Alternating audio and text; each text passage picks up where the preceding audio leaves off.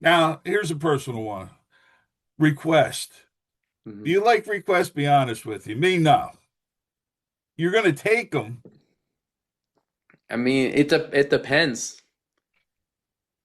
They think sometimes they know what they better than you.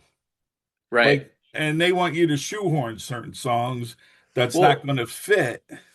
so actually, on the question about requests, so requests like back, so when you stopped DJing, were you still on CDs or vinyl, or were you on Serato or some kind of digital platform? I was never on digital Okay, until the last 5 years ago, where I just started collecting through a couple record pools. My okay, main thing was vinyl, but I also did CDs, okay. and I was getting out like 2000. But I got out where it was the crossover, where a lot of guys were just starting with CDs, Yeah, and I still love the vinyl. yeah, I'm a production guy. We right. The radio station started going digital. I stood in the slicing room. I love to So, slice tape.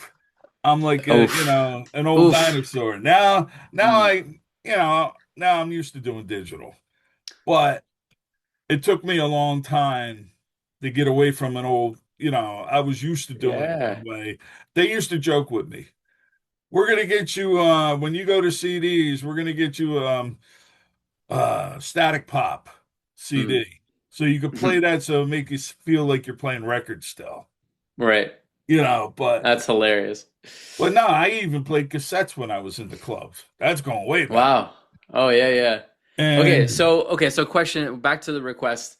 When you got requests back then, it was like I imagine it was a little harder to take the requests because you had to find a physical record.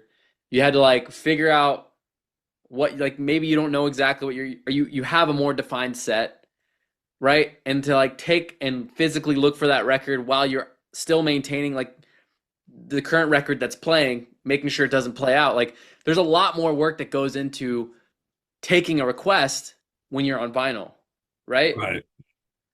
In Yeah. digital, you just look it up